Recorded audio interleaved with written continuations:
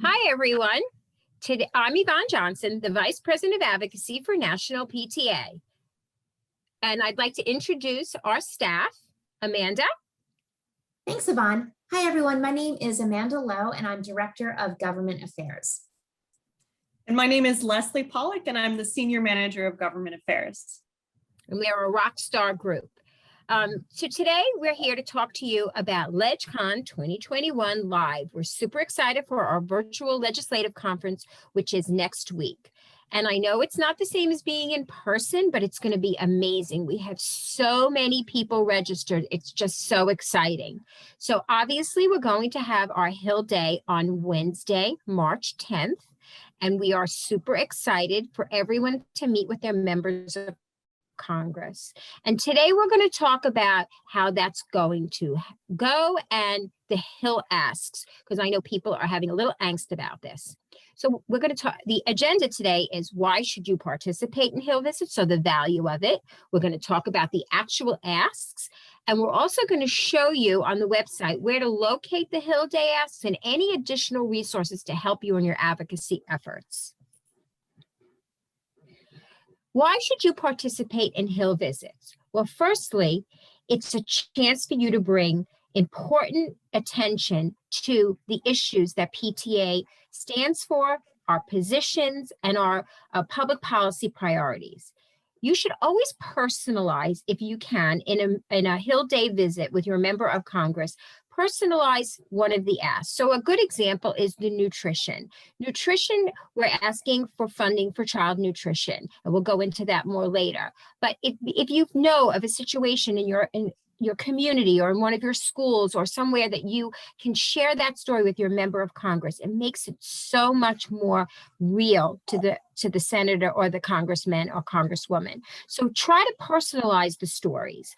Also, it is an amazing opportunity to either build a relationship with a new member or to build upon a relationship. So if you already have a relationship with your member of Congress, then you can continue it. It's a chance to connect, maybe even talk about visiting with them when they're at home and they have more time to spend with you and your members that are meeting with the member of Congress.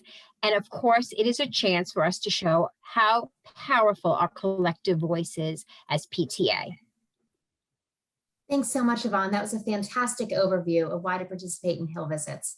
So now we're going to go into, in a little bit more depth, the actual Hill asks. And then once we're done with this, we'll also show you where to find these Hill asks on the LegCon website.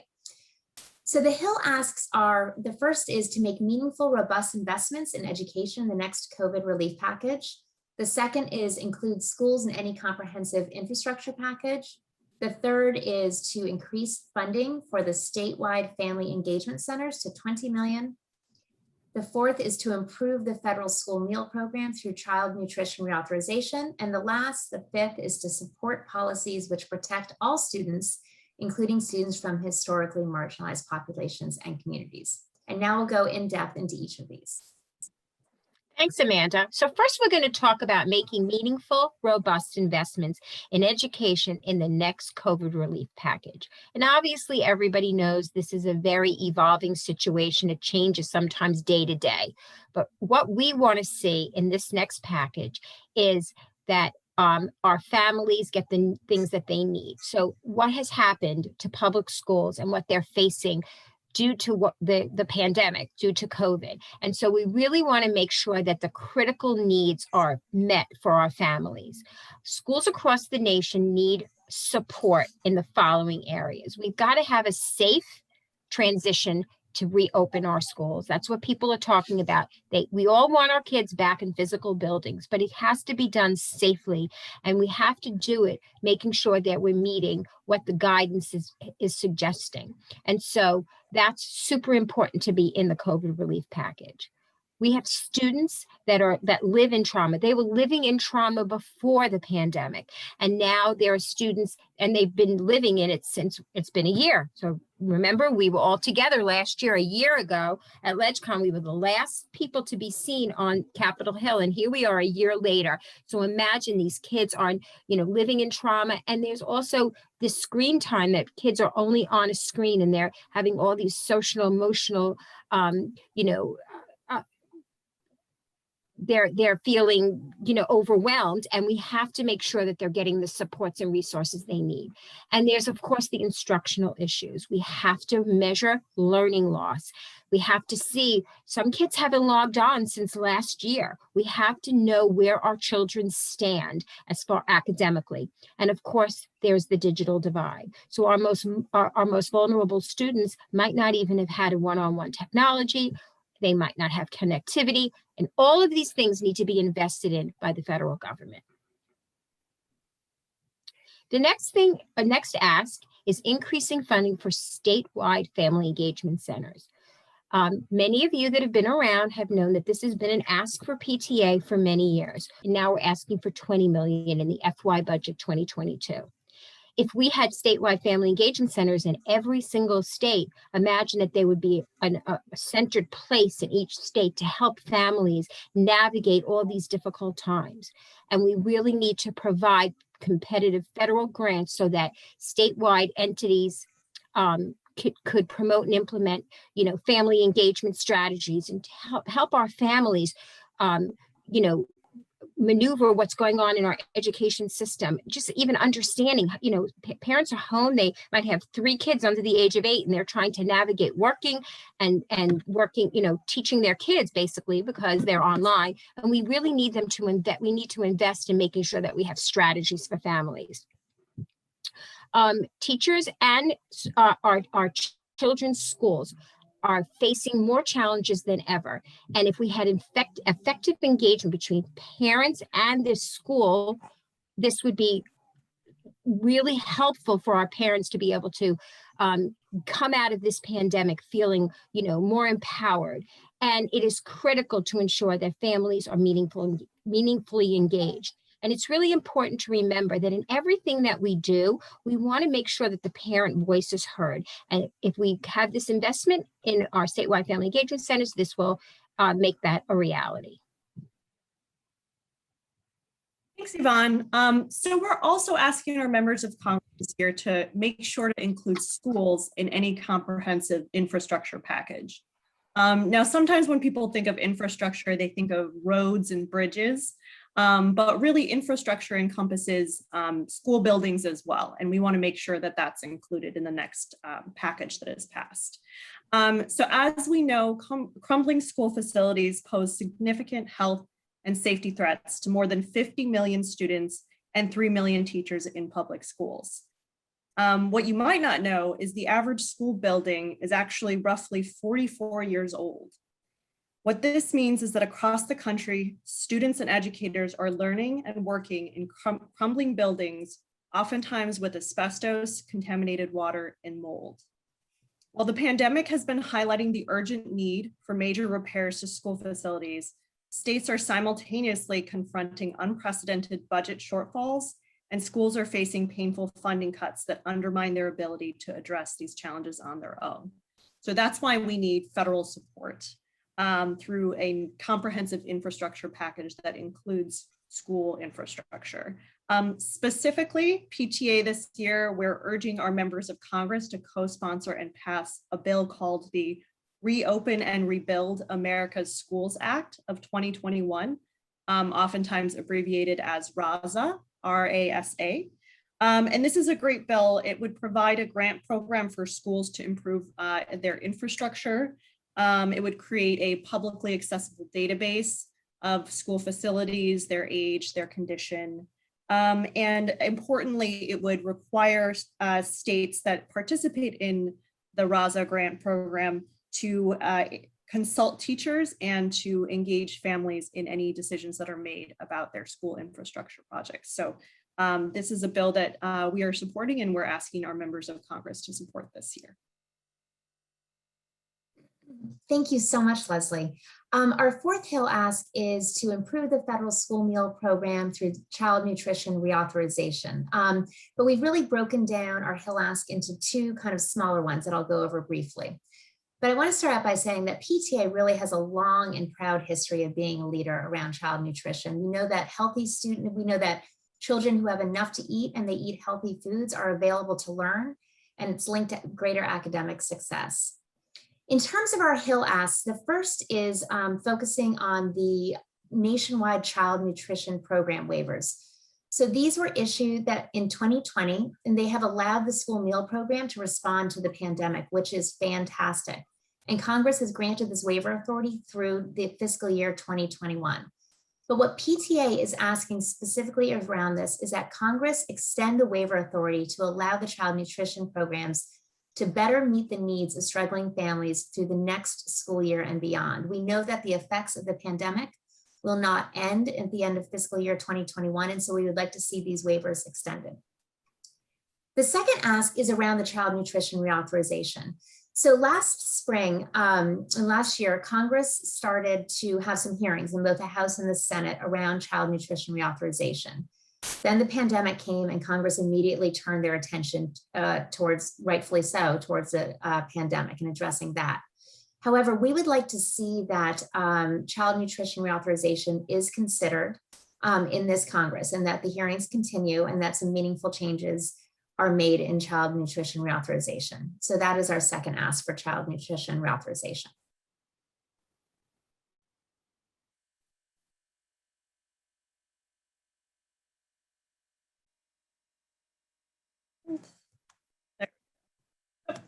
Okay.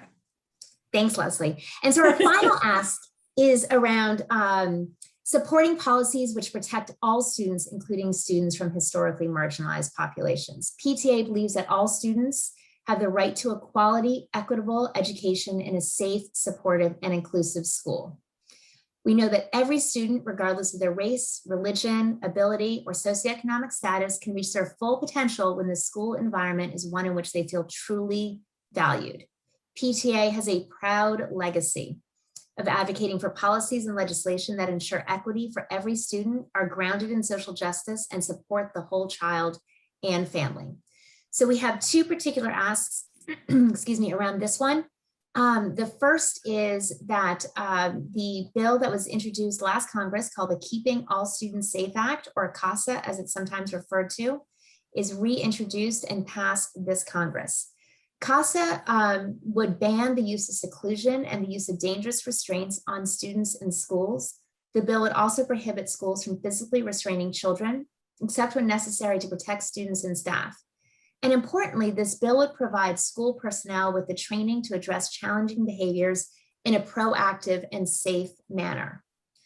We know that the use of restraint and seclusion are disproportionately used on students with disabilities and students who are also students of disabilities of color. And we really feel, National PTA feels, that the time for this deadly and harmful practice to end is now. Our second ask is around the Protecting Our Students in Schools Act. So this bill would federally prohibit the practice of corporal punishment in schools which receive federal funding.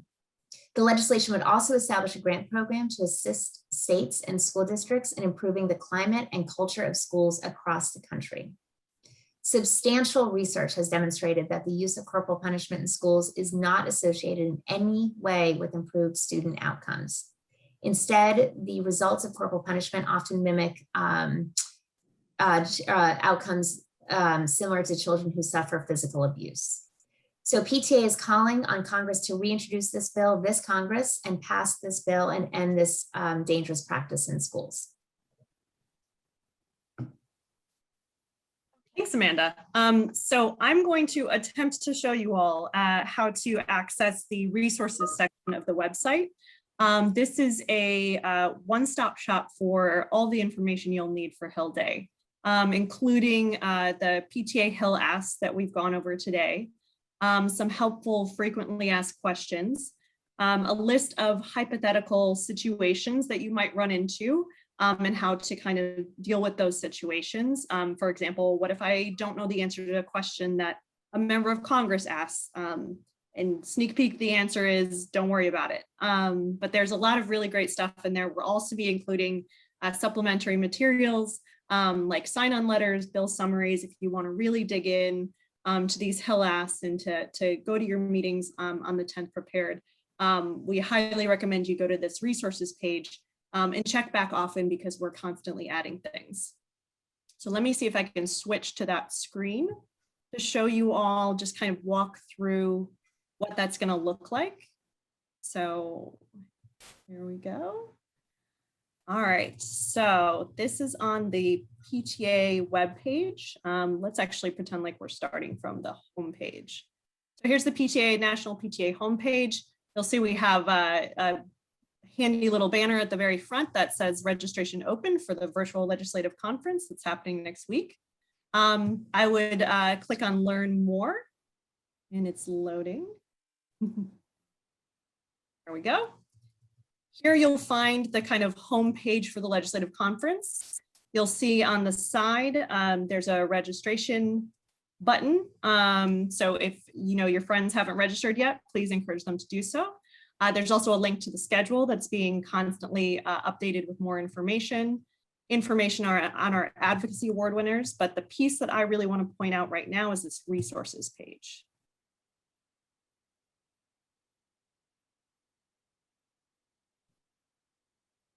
The resources page for legislative conference is going to include all the Hill Day documents that I mentioned earlier, including the Hill asks. You'll notice this is going to cover everything we talked about today. The virtual Hill Day frequently asked questions document. We also have our federal public policy platform and priorities for the 117th Congress, and public policy briefs that dive into some of these issues in more detail. So we strongly encourage everybody to kind of dig into that, and so you go into your meetings feeling super confident about the policy pieces. Give me 1 second just to switch back. Aha, there we go. Thank you, Leslie. That was great. So I hope everybody goes to that tab on the website and studies up before they go on their Hill visit. There's also the schedule is on there, everything, the advocacy awards, everything for LegCon is right at that tab that Leslie just shared. So now we're going to talk about the Hill visit. So the actual visit. So when we usually all descend on Capitol Hill, we always talk about wearing comfortable shoes. Well, we don't have to worry about that this year, but what we do have to talk about is it's still a Hill visit, so you want to be professional. We don't care if you have pajama bottoms on, but you wear a nice top or a suit jacket or something where, because you're going to be on camera, you want to look professional. You want your member of Congress to take you seriously. So you obviously don't want to be wearing like a t-shirt or whatever. You want to look professional. I don't need to tell you how to look professional. I think you all know that. Another thing that's really important now, which, try to make sure that, you don't have like a dog or a cat on your lap or a baby. You're in a professional environment, so you want to portray that. You want the member of Congress to remember, PTA, and take us seriously.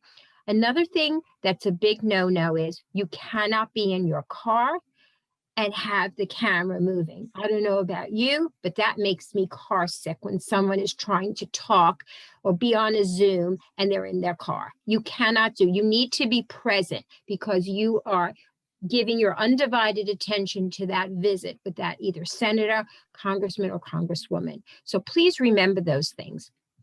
And of course, we want you to enjoy it. Some of you, it's your first time, and we're very excited about that.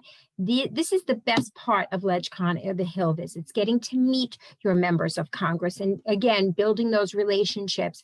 It's exciting. And also, don't forget to take your pictures. Just because we're not in person doesn't mean you shouldn't take pictures. So get everyone together on the Zoom screen and take your pictures, but make sure you tell everyone to smile. I always get in trouble for that because I forget to tell people to smile.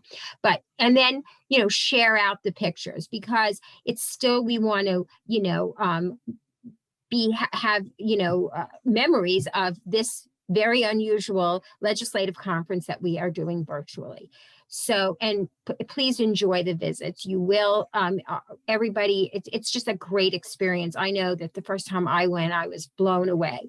And, just be, don't be afraid to ask your team lead questions beforehand. If you're, confused or you don't know, what to say or whatever, just be prepared. As long as you read the materials, it should be no problem. Okay, see, these are just some resources, and we're excited to see you. It's going to be next week. Hill Day again is Wednesday, March 10th. You will be getting your schedules emailed to you with your links this Friday. Right, Leslie? I just want to make sure I'm saying that right. So Yep, I that's know correct. I've received lots and lots and lots of emails from people. When am I getting my schedule? It will be emailed to you with the times and a link. And don't forget, it's not Zoom, it's GoToMeeting. You do not have to download any kind of a app. You just hit launch and you should be able to get into the meeting. If there's Just any, go go ahead. ahead, Leslie. Just to add one little point to that, the email will be coming from a group called Soapbox. And I know that we've had some issues with people having that being filtered into spam. So just reminding everybody, if you don't see something by the end of the day on Friday, please check your spam or junk folder just in case it got automatically filtered there. Thanks, Leslie. And we're excited to see you on Wednesday. So if you have any questions, you can always email legcon, legcon @pta.org, and we'll see you on the Hill.